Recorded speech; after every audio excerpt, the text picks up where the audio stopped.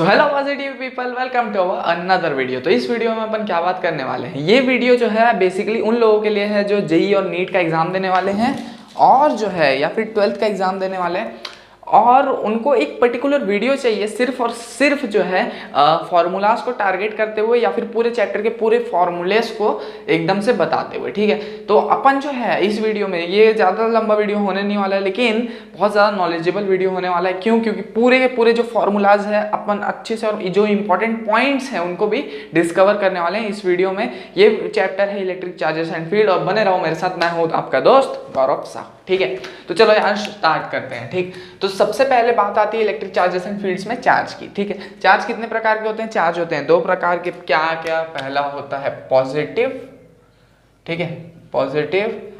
दूसरा होता है नेगेटिव। नेगेटिव की अपन बात नहीं करते हैं, अपन है क्योंकि पॉजिटिवली चार्ज इश। ठीक है, तो चार्ज जो है दो टाइप का होता है, पहला पॉजिटिव, दूसरा नेगेटिव। ठीक है, पॉजिटिव चार्ज है, ये पॉजिटिव चार्ज है, इन दोनों के बीच में क्या होता है? रिपल्शन होता है। हाँ ठीक है, पॉजिटिव चार्ज है और नेगेटिव चार्ज है तो इनके बीच क्या होता है?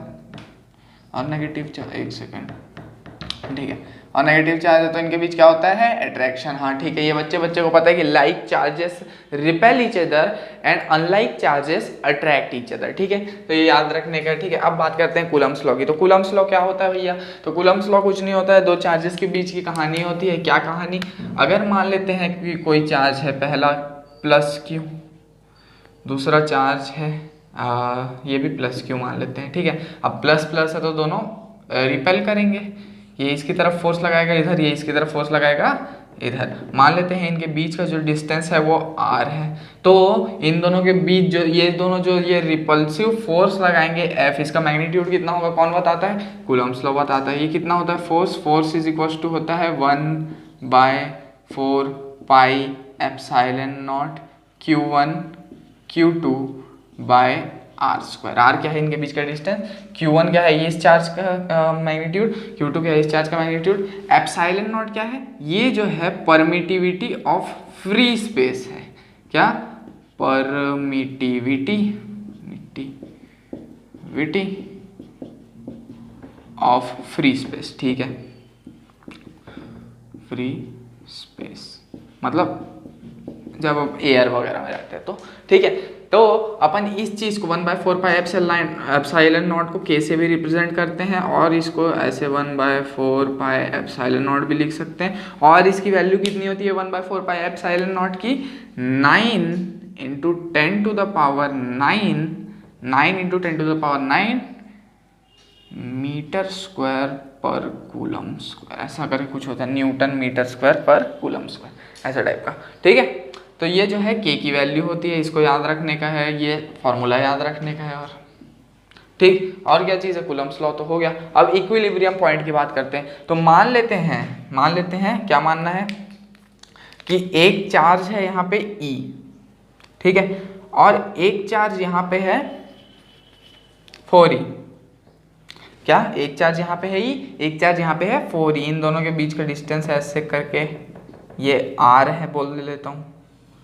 ठीक है, अब मैं बोला कि कोई भी चार्ज बाहर से एक Q चार्ज अपन ला के किस पॉइंट पे रखेंगे इनके बीच में कि उस पे कोई जो है फोर्स नहीं लगेगा। ठीक है, तो वो जो पॉइंट है जिसमें अपन वो चार्ज Q को लाके रखेंगे, वही जो पॉइंट है वो इक्विलिब्रियम पॉइंट है, जिस पे कोई भी चार्ज रखो तो कोई फोर्स नहीं लगता। ठीक है, अच्छा, तो मान लेते हैं मैं Q चार्ज को जो है यहाँ पे रखूँगा तो इधर जो फोर्स है वो इधर के फोर्स के इक्वल हो जाएगा। मतलब ये जो अट्रैक्टिव फोर्स लगाएगा इसके ऊपर Q के ऊपर, वो ये भी एक अट्रैक्टिव फोर्स लगाएगा, ये दोनों फोर्सेस जो है कैंसिल हो जाएंगे। तो E और 4E के जो केस में ये जो वैल्यू है वो कितनी आ जाती है? ये आ जाती है 2r/3। यहाँ से कितनी आ जाती है भैया? 2r/3। सिर्फ और सिर्फ इस पर्टिकुलर केस के लिए। अगर ये पर्टिकुलर केस नहीं है E और 4E का, तो फिर ये वैल्यू जो है आप ऐसे निकाल सकते हैं, f ऑफ, मान लेते हैं इसको O बोल लेता हूँ, इसको A बोल लेता हूँ, इसको B बोल लेता हूँ, तो f of OA is equals to f of OB, ये करके आप जो है इक्विलिब्रियम पॉइंट निकाल सकते हैं। F का वैल्यू है ये, ठीक है। ठीक है, क्वांटाइजेशन ऑफ चार्ज की बात करते हैं। तो मान लेते हैं कोई भी वायर है, उसमें से n नंबर ऑफ इलेक्ट्रॉन निकल रहे हैं, ऐसे करके वायर है, n नंबर ऑफ इलेक्ट्रॉन निकल रहे हैं, अब मेरे से कोई पूछा कि भाई मेरे को ये बता कि चार्ज क्या होगा इसमें, तो अपन ये जो चीज़ है तो क्वांटाइजेशन ऑफ चार्ज से बता सकते हैं क्या, Q is equals to NE। हाँ ठीक है, ये क्वांटाइजेशन ऑफ चार्ज हो गया। Coulomb's law for any medium, ठीक है। एनी में मान लेते हैं कि अब मैं दो चार्जेस को हवा से उठा के मान लेते हैं पानी में ले गया, ठीक है। क्या किया मैंने, दो चार्जेस को उठा के हवा से उठा के पानी में ले गया, ठीक है। तो होगा क्या, बेसिकली ये जो एप्साइलन है इज इक्वल्स टू होता है epsilon not is equals into epsilon are. अब ये क्या क्या चीज़ है वो बता दे रहा हूँ। तो ये है absolute permittivity, absolute permittivity of medium, मतलब जिस मीडियम में डालेंगे उसका परमिटिविटी है ये, विटी ऑफ मीडियम है, मीडियम का, जिस मीडियम में अपन डालेंगे। मान लेते हैं वाटर में डाल दिए, तेल में डाल दिया, ठीक है। एप्साइलन नॉट क्या है, परमिटिविटी ऑफ फ्री स्पेस, मतलब एयर का परमिटिविटी है, ठीक है। क्या है, एयर का परमिटिविटी,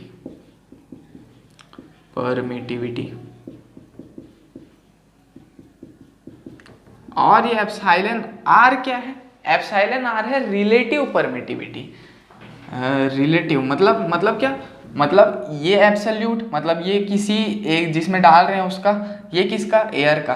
अब इन दोनों के बीच में जो डिफरेंस है, मतलब जो रिलेटिव है, दोनों के बीच में कितना डिफरेंस है, वो वाला permittivity, relative permittivity, relative P लिख देते हैं, ठीक है इसको। तो बेसिकली जो है अपन किसी मीडियम में डालें तो एप्साइलन नॉट की जगह इस फॉर्मूले में क्या आ जाता है, एप्साइलन आ जाता है। तो मान लेते हैं एफ मीडियम है, किसी मीडियम में डाला तो वो कुछ नहीं 1/4 पाई एप्साइलन लिखेगा into Q1 Q2 by R square. R क्या है, उन दोनों चार्ज के बीच का डिस्टेंस है। अगर उसी दोनों चार्ज को मैं एयर में रखता हूँ तो क्या आ जाता है, वो 1/4 pi epsilon naught into Q1 Q2 by R square. सब सेम है, बस यहाँ एप्साइलन आ गया है, यहाँ एप्साइलन नॉट आ गया है, ठीक है। अब इस एप्साइलन को मैं क्या लिख सकता हूँ, epsilon naught into epsilon are, ठीक है। तो फोर्स एट एनी मीडियम को मैं क्या लिख सकता हूँ, force at air by relative permittivity. ओ भाई साहब, तो यहाँ से मेरे पास एक चीज़ निकल के आ गई, फोर्स एट एनी मीडियम निकालना है तो पहले फोर्स एट एयर निकाल लो, अपॉन रिलेटिव परमिटिविटी क्वेश्चन में दिया रहेगा, उसको नीचे डिवाइड कर दो, है कि नहीं। और ये जो रिलेटिव परमिटिविटी है एप्सिलॉन और ये एयर के लिए 1 होता है सिर्फ, ठीक है। मतलब ये वाले केस में देखो एप्सिलॉन और 1 हो गया ना, इसलिए तो सिर्फ एप्सिलॉन नॉट बचा है वहाँ पे, एयर के लिए 1 होता है। यहाँ लिख देते हैं फॉर एयर, ठीक, फॉर एयर। तो इसको मैं मिटाता हूँ, इसका तुम लोग स्क्रीनशॉट ले लो, फिर आगे की बात करते हैं। चलो 1 2 3 ले लिया भैया स्क्रीनशॉट।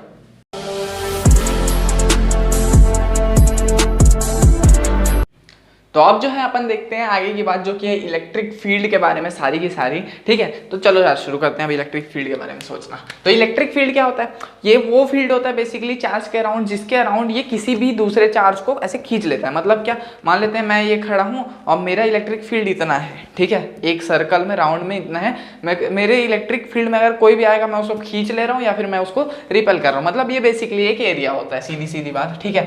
तो ये क्या होता है, ये बेसिकली एक एरिया होता है जिसके अंदर कोई और चार्ज अगर एंटर करता है वो उसके अंदर रिपल्सिव या अट्रैक्टिव फोर्स लगेगा, ठीक है। अब जो है अपन पॉजिटिव चार्ज की बात कर लेते हैं। तो प्लस क्यू से जो है इलेक्ट्रिक फील्ड लाइंस हमेशा बाहर की तरफ निकलती है। इलेक्ट्रिक फील्ड लाइंस क्या होता है, इलेक्ट्रिक फील्ड लाइंस वो लाइंस होती है जो इलेक्ट्रिक फील्ड का जो डायरेक्शन जो है वो बताती है कहाँ की तरफ निकल रही है करके, ठीक है। तो हमेशा प्लस क्यू से बाहर की तरफ निकलती है और माइनस क्यू में अंदर की तरफ आती है इलेक्ट्रिक फील्ड लाइंस, हमेशा याद रखिएगा ये चीज़, ठीक है।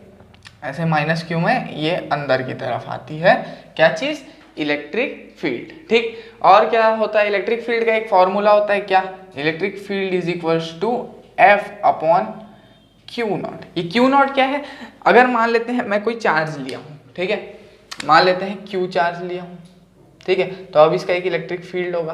तो यहाँ जो ये क्यू नॉट होगा, ये तो नहीं, ये क्यू नॉट नहीं होगा, ये क्यू नॉट जो है ये टेस्ट चार्ज होगा। टेस्ट चार्ज का मतलब यहाँ अंदर जो अपन क्यू नॉट एक लाएंगे, मतलब कोई भी दूसरा एक चार्ज क्यू नॉट पकड़ के अंदर लाएंगे, वो वाला जो चार्ज है वो क्यू नॉट होता है, ठीक है। इसको टेस्ट चार्ज भी बोलते हैं अपन, ठीक है। और इसका फॉर्मूला क्या हो जाता है, K Q bye R square. अब ये कौन सा क्यू है, ये जो अंदर क्यू था ये वो वाला क्यू है। ये क्यू नॉट क्या है, जिसको बाहर से अंदर लेके आया, ये वो वाला क्यू नॉट है, ठीक है। होप ये समझ गए होंगे इलेक्ट्रिक फील्ड, ये फॉर्मूला होता है उसका, ठीक। अब क्या है, electric field due to rod, ठीक है। तो रॉड जो है, मान लेते हैं एक ऐसा अपन लंबा सा एल लेंथ का रॉड ले लेते हैं, उसके आर डिस्टेंस पे अपन एक पॉइंट ले लेते हैं पी, उस पर अपन एक टेस्ट चार्ज रखे हैं, ठीक है। वो एक एंड से θ1 एंगल पे, दूसरे एंड से, मतलब मान लेते हैं ये एंड है बी, दूसरा एंड है, मतलब एक एंड है ए, दूसरा एंड है बी, तो ए एंड से ऐसे खींचा तो मैं θ1 एंगल बना रहा है, बी एंड से ऐसे खींचा तो θ2 एंगल बना रहा है, और जो है इसके नीचे सीधा डाला परपेंडिकुलर इस रॉड पे, तो वो आर डिस्टेंस पे, ठीक है। तो एक्स वाला जो कंपोनेंट है इलेक्ट्रिक फील्ड का, वो क्या आ जाएगा, के क्यू बाय एल आर, ठीक है, K Q by L R into cos θ2 minus cos θ1। क्या इसका डेरिवेशन है, हाँ फुल चैप्टर में है, लेकिन अभी सिर्फ फार्मूला देख रहे हैं। तो ये x कंपोनेंट में इलेक्ट्रिक फील्ड है, और ये जो है y कंपोनेंट है इलेक्ट्रिक फील्ड का, K Q by L R into sine θ1 plus sine θ2। θ1 क्या है ये, θ2 क्या है ये, r क्या है ये लेंथ, और l क्या है इस रॉड का लेंथ, ठीक है। होप क्लियर हो गया होगा। अब बात करते हैं चार्ज डेंसिटी की। तो चार्ज डेंसिटी मतलब 3 प्रकार की होती है, हाँ 3 प्रकार की। पहला होता है लीनियर। तो लीनियर को कैसे दिखाते हैं अपन, लीनियर, इसको लैम्डा से शो करते हैं। इसका फॉर्मूला होता है Q बाय एल। ये बेसिकली ये बताता है कि एक रॉड है, अगर उसका लेंथ L है तो उस पर कितना चार्ज है, और उसका जो है डेंसिटी कितना होगा, वो सब बताता है। मतलब चार्ज वो जो है उसमें जितना भी चार्ज है वो पर यूनिट लेंथ, मतलब एक यूनिट लेंथ में कितना चार्ज है, उसका बेसिकली ये जो लीनियर चार्ज डेंसिटी है वो प्रमाण देता है कि कितना है, ठीक है। लीनियर हो गया। अब होता है surface charge density, surface charge density, ठीक है। इसको सिग्मा से डिनोट करते हैं, और इसका फॉर्मूला होता है Q अपॉन एरिया, ठीक है। इसका फॉर्मूला क्या होता है, Q अपॉन एरिया। और एक होता है वॉल्यूम चार्ज डेंसिटी, उसका फॉर्मूला क्या होता है, उसको रो से डिनोट करते हैं, वॉल्यूम चार्ज डेंसिटी, उसको रो से डिनोट करते हैं, उसका फॉर्मूला होता है Q पर यूनिट वॉल्यूम, ठीक है। एक वॉल्यूम में कितना चार्ज है, ठीक। तो ये तीनों हो गए। अब बात करते हैं इलेक्ट्रिक फील्ड है इनफाइनाइटली लॉन्ग वायर। मतलब मान लेते हैं कि एक लंबा सा जो है रॉड है, बहुत इनफाइनाइट लॉन्ग, ठीक है। अगर उसके आर डिस्टेंस पे पी पॉइंट पर अपन कोई चार्ज रखते हैं, तो इलेक्ट्रिक फील्ड अपने को क्या मिलता है यहाँ पे, E is equal to 2k lambda by R, या फिर lambda by 2 pi epsilon naught R. इसका जो है डेरिवेशन भी है बुक्स में, लेकिन अभी तो अपन सिर्फ फॉर्मूला ही देख रहे हैं, ठीक है। इसको याद रखना। फिर आता है electric field due to ring. तो सेंटर में अगर पॉइंट होगा, मतलब सेंटर पे अगर कोई टेस्ट चार्ज अपन क्यू नॉट रख दिए, ऐसा रिंग है तो, ठीक है। रिंग का मतलब सेंटर का मतलब, मान लेते हैं कि ये जो रिंग है अपना, ये जो है एक रिंग है, ठीक है, ऐसे करके रखा मैं।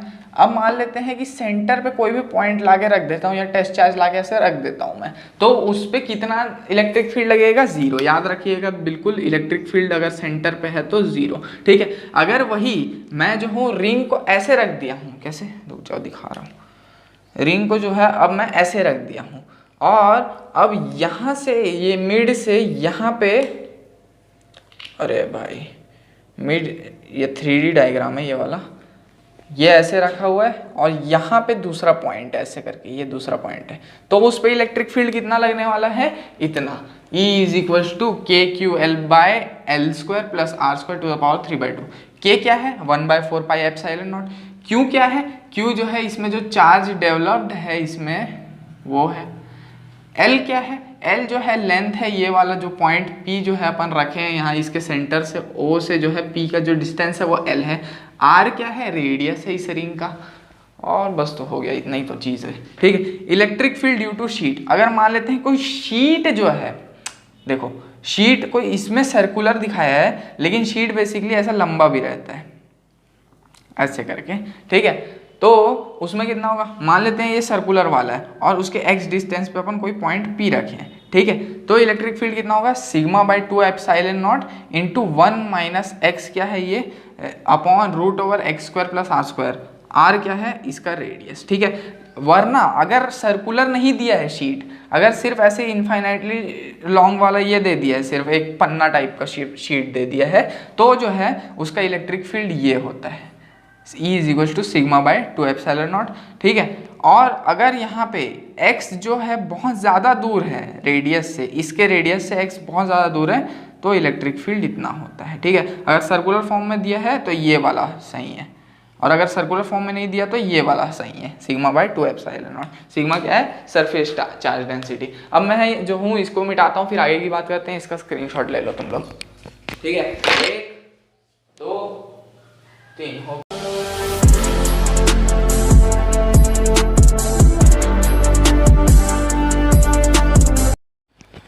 तो अब बात करते हैं यार बेसिकली अपन इन सब सारी चीज़ों के बारे में, इलेक्ट्रिक फील्ड इन हॉलो हेमिस्फेरिकल कप। सबसे पहले इसके बारे में देखते हैं। तो ये क्या चीज़ है, मतलब एक हॉलो हेमिस्फीयर रख देते हैं और क्या रख देते हैं, यहाँ पे एक चार्ज रख देते हैं प्लस क्यू।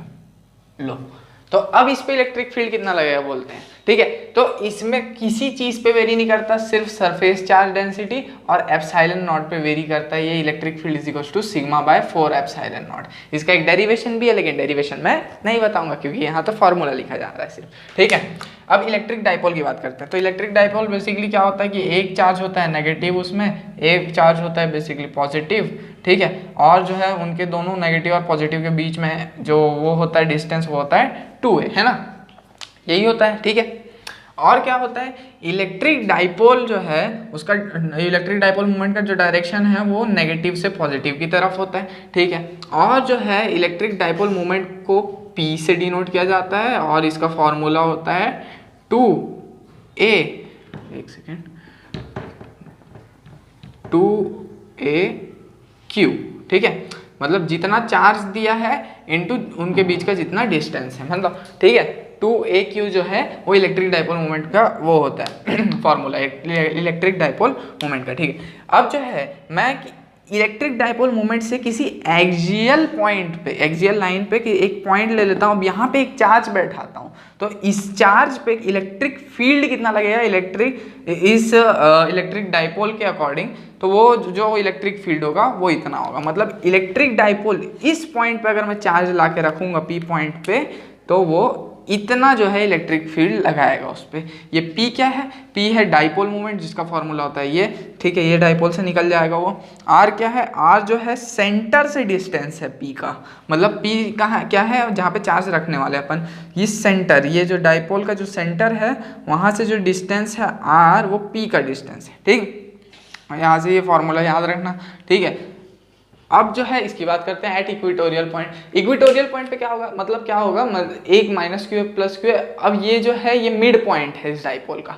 मिड पॉइंट से ऊपर r डिस्टेंस पे अगर मान लेते हैं मैं कोई पॉइंट लेता हूँ P, वहाँ पे चार्ज रखता हूँ, तो अब उस पर कितना इलेक्ट्रिक फील्ड लगेगा, वो लगेगा 1/4 pi epsilon naught P upon r square plus a square to the power 3/2। P क्या है, डाइपोल मोमेंट है, ठीक है। ये P सेम नहीं है, P डाइपोल मोमेंट है इस डाइपोल का, ठीक है।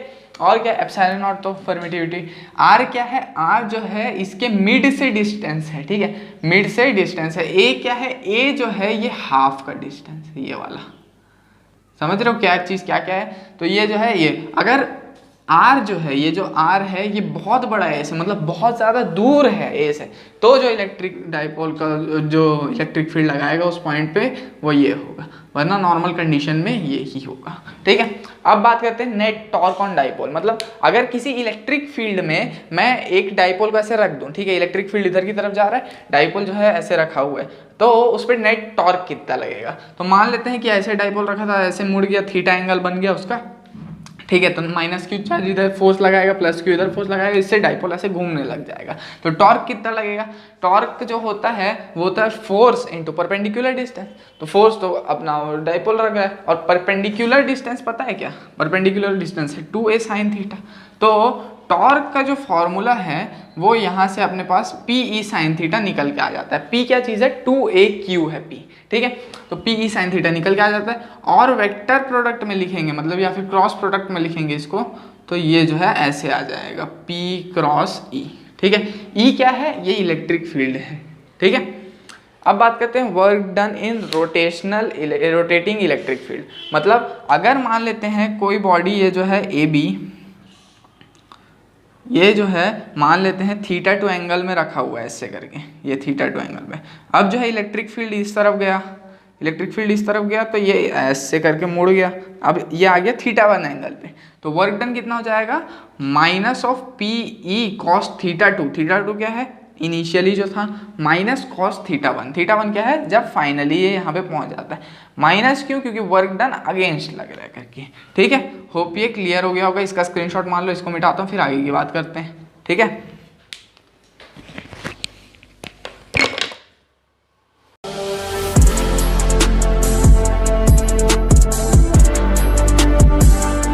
अब बात करते हैं इन सब चीज़ों की, ठीक है। तो ये क्या होता है, potential energy of electric dipole, ठीक है। ये क्या चीज़ है, अभी अपन देखे थे इलेक्ट्रिक डाइपोल का वर्क डन कितना आया था अपने पास, ठीक है। W is equal to minus of P cos θ2 minus cos θ1, यही आया था, हाँ बिल्कुल यही आया था।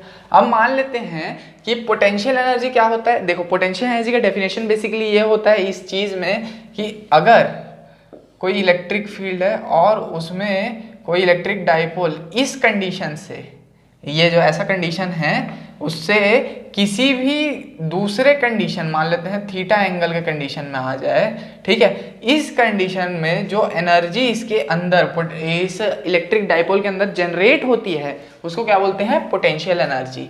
मतलब यहाँ पे सीधा सीधा बोल रहा है कि θ1 इनिशियली जो है वो 90 डिग्री होता है इसमें, और θ2 जो है वो थीटा होता है कोई भी पोजीशन। तो potential energy U is equal to यहाँ से मेरे पास P E cos theta minus cos 90 हो जाएगा, और कॉस 90 तो 0 होता है, तो minus of P E cos theta आएगा यहाँ पे मेरे पास पोटेंशियल एनर्जी का क्या चीज़, वो क्या बोलते हैं अपना फॉर्मूला, ठीक है। अब इसमें तीन चीज़ें बनती हैं। पहला स्टेबल इक्विलिब्रियम, स्टेबल इक्विलिब्रियम ये क्या चीज़ है, जब ये जो थीटा एंगल है ये 0 डिग्री होता है, ये जो थीटा एंगल है ये 0 डिग्री होगा तो क्या होगा, स्टेबल इक्विलिब्रियम। तो U इज इक्वल टू हो जाएगा माइनस ऑफ पी ई, ठीक है। या फिर इसको P डॉट ई भी बोल सकते हैं अगर वेक्टर में बोलेंगे तो, ठीक है, ठीक है। ये स्टेबल इक्विलिब्रियम है। और अनस्टेबल इक्विलिब्रियम कब होता है, अनस्टेबल इक्विलिब्रियम, ठीक है।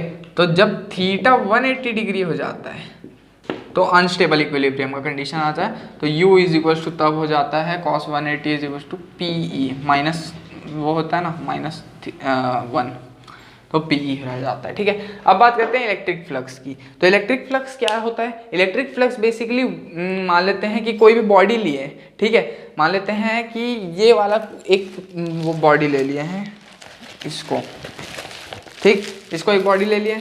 अब मान लेते हैं कि ये जो है इलेक्ट्रिक फील्ड लाइंस है, ऐसे करके जा रही है, ऐसे करके जा रही है। तो कितनी इलेक्ट्रिक फील्ड लाइंस है जो इस बॉडी के अंदर से जा रही है, परपेंडिकुलरली पास कर रही है, उस number of electric field lines को क्या बोलते हैं, इलेक्ट्रिक फ्लक्स। मतलब क्या है, इलेक्ट्रिक फ्लक्स क्या है, इलेक्ट्रिक फील्ड लाइंस का मेजरमेंट है जो कि इस बॉडी के परपेंडिकुलरली जा रही है, ऐसे ऐसे करके, ऐसे ऐसे परपेंडिकुलरली बोल रहा हूं मैं। अगर ये बॉडी ऐसे रखा है और इलेक्ट्रिक फील्ड लाइन ऐसे जा रही है तो नहीं चलेगा ये, ठीक है। परपेंडिकुलरली जाना चाहिए ऐसे करके, ऐसे, ठीक है। और इसका फॉर्मूला होता है फाई का formula E A cos theta. Cos theta क्यों, मान लेते हैं कि अब अपनी बॉडी ऐसी टेढ़ी रखी हुई है थोड़ी सी, ठीक है, और जो है ऐसे रखी हुई है, फील नहीं आ पा रहा है,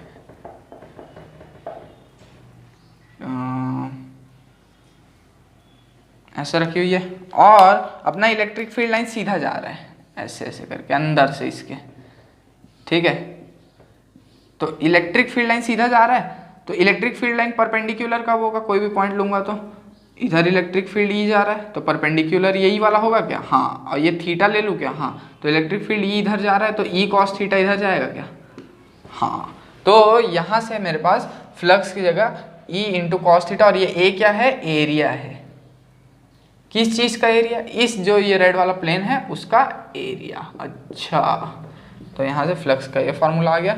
फ्लक्स का एक और फॉर्मूला होता है phi is equals to E dot d s, वो भी इंटीग्रेशन के साथ, ठीक है।